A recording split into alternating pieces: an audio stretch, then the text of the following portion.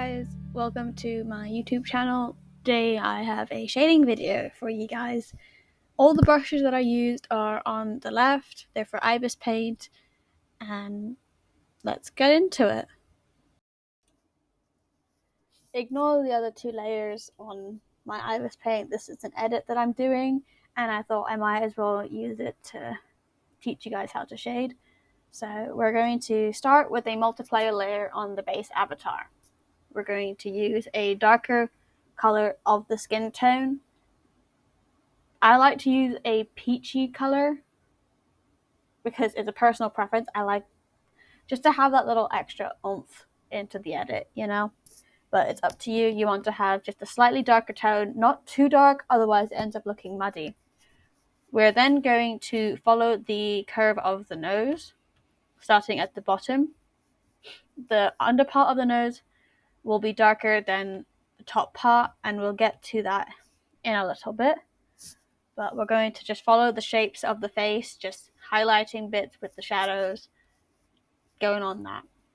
The lighting of this shading is from the left side, so the part of the nose that's a triangle is going to fall onto the right side in a shadow, and you'll see it when we shade the neck, that the shadow will go to the right rather than to the left or to the down.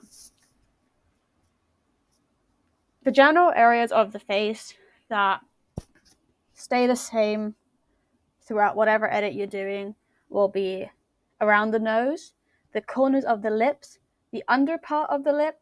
The cupid's bow is a big one. Underneath the nose, you can do like a triangle of shadow on all your edits. I do that because I think it just adds a little something to the face and makes it look a bit more 3D and less flat. You want to do the under bits of the eyes where the it's not really eye bags, but it's like the puffy part of the under part of the eye.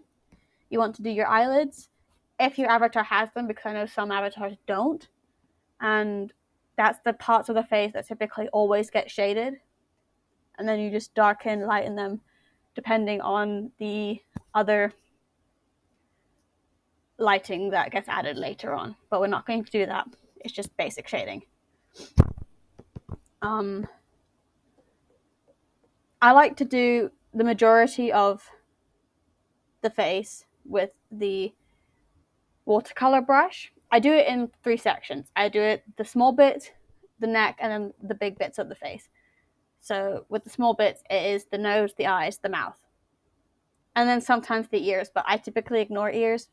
They're just not worth doing. So once I've gone with my watercolor brush, I take the blending brush just to smooth it all out, fix any imperfections, and just make it look less painted on and more like it belongs on the avatar. I don't mind if there's a few streaks of where you can see the brushes. Again, personal preference. If you don't like that, you can use an airbrush to entirely shade it. You don't have to use the watercolor brush. So once I do the face, I go on to a new layer to do the neck, and then again, new layer with the big face shading, like the cheeks, the size of it, and then just cleaning it all up. All of the base shading is done on a multiplier layer. It just molds nicer to the avatar's base because the avatar's base is already 3D, so there's already some small shading in it. The multiplier layer just enhances that with your layer of shading. You don't have to do the next step. I personally like putting a normal layer clipped on with an airbrush, taking a purple tone, a very light purple tone, and just going in on the darker areas of the face. The corners of the eyes, the under part of the nose, and the neck, and typically the cheek side of the face that has the darkest shading. I personally like doing that because it adds a bit more color into the edit, but it's entirely not necessary. It's just an extra step, and it doesn't really make that big of a difference for some people. For me, it does. On to lighting up the face, because all the shading has made it a bit dark.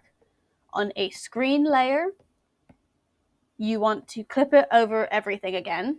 So your layers should be multiply normal, if you have that, and then screen. You want to take a, well, again, this is up to personal preference. I like using a pale purple.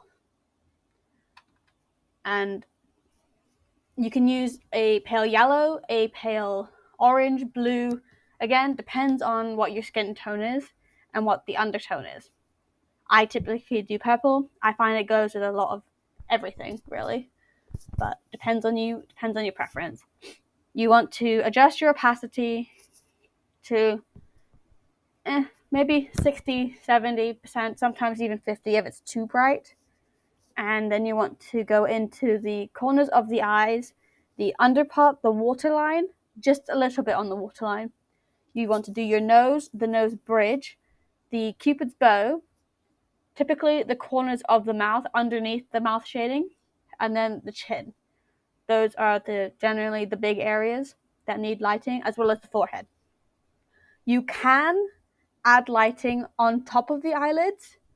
You can add them on the eyebrow bone as well. And you can, if you want, add it into the nose creases. Again, personal preference. I don't like doing that, but those are generally typical areas that people like to do it. Final touches really is on a multiplier layer, again, you want to take a dark purple-ish red color, kind of brownish, but not really. And you want to just line the middle of the lips and the nostril holes. You can also line the eyes in a form of eyeliner with this. I didn't do that here because I've got other plans for this edit, but those are typically the general areas of the face that you want to shade or retouch when you're going to do an edit. On top of all of that, if you want, depending on your edit again, you can add your makeup, your blush, and lipstick, all sorts of those, face markings, freckles, all of that, typically with a multiplier layer. All of that will typically be done on a multiplier layer, and you adjust the color accordingly. You don't have to, but if you are new at editing and you want to add all of those things, using the multiplier layer will ensure that you have dimension across the face. Because if you are not trained or have the skill set to do that yourself on a normal layer, doing it on a multiplier layer technically does it for you. That's a bad way to put it, but that's how to explain it. I can do a tutorial in the future on how to do makeup based on this, but this is generally just basic face shading. And I hope this helps you when you go to edit. Thank you for watching.